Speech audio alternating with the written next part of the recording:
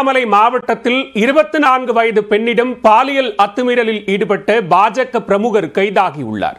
திருமணமான பெண்ணுடன் உடலுறவு வைத்துக் கொண்டால் தோஷம் நீங்கும் என கூறிய ஜோசியக்காரன் பேச்சை நம்பி வலைவிரித்த பாஜக பிரமுகருக்கு பெண்ணின் கணவன் குடும்பத்தாரே உடந்தையான சம்பவத்தின் பின்னணி என்ன? திருவண்ணாமலை மாவட்டம் செங்கத்தை அடுத்த கரியமங்கலம் ஊராட்சி மன்ற தலைவராக பொறுப்பு வகிப்பவர் செல்வி. இவரது கணவர் சீனிவாசன் பாஜகவில் மாவட்ட விவசாய பிரிவு செயலாளராக பொறுப்பு வகித்து வந்தார். சீனிவாசனுக்கு தோஷம் இருப்பதாகவும் அதற்கு திருமணமான 24 வயதுள்ள பெண்ணுடன் உறவு வைத்துக் கொண்டால் தோஷம் நீங்கும் எனவும் ஜோசியக்காரர் கூறியதாக தெரிகிறது. இதனால் தனது உறவுக்கார பெண்ணான பச்சை அம்மாளுக்கு கால் செய்த சீனிவாசன் அப்பெண்ணின் மருமகளை தன்னுடன் நெருக்கமாக பழக ஏற்பாடு செய்யுமாறு கேட்டுள்ளார். அதற்காக எவ்வளவு பணம் வேண்டுமானாலும் தருகிறேன் என கூறியதாகவும் தெரிகிறது. இதற்கிடையே பச்சையம்மாளின் மருமகள் செங்கம் அனைத்து மகளிர் காவல் நிலையத்தில் பரபரப்பு புகார் ஒன்றை அளித்துள்ளார்.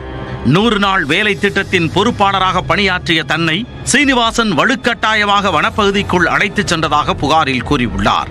தன்னை மானபங்கப்படுத்தி அத்துமீறி உடல் உறவில் ஈடுபட்டதாகவும் சீனிவாசன் மீது குற்றம் சாட்டியுள்ளார். இதனால் அவமானம் தாங்க முடியாமல் ஊரை விட்டு சென்று தலைமறைவாக இருந்ததாக கூறிய பெண் தன்னிடம் பாலியல் அத்துமீறலில் ஈடுபட்ட சீனிவாசனை கைது செய்ய கோரி வலியுறுத்தினார். மேலும் சீனிவாசனுக்கு உடந்தையாக இருந்ததாக தனது கணவர் ராமஜெயம், மாமனார் பெருமாள், மாமியார் பச்சையம்மாள் ஆகியோர் மீது பாதிக்கப்பட்ட பெண் புகார் அளித்தார். புகாரின் அடிப்படையில் விசாரணை மேற்கொண்ட போலீசார் பாஜக பிரமுகர் சீனிவாசனை கைது செய்தனர். விசாரணையில் குற்றம் உறுதியாக சம்பவத்திற்கு உடந்தையாக இருந்த கணவர் ராமஜெயம், மாமனார் பெருமாள், மாமியார் பச்சையம்மாள் ஆகிய மூவரும் கைது செய்யப்பட்டுள்ளனர்.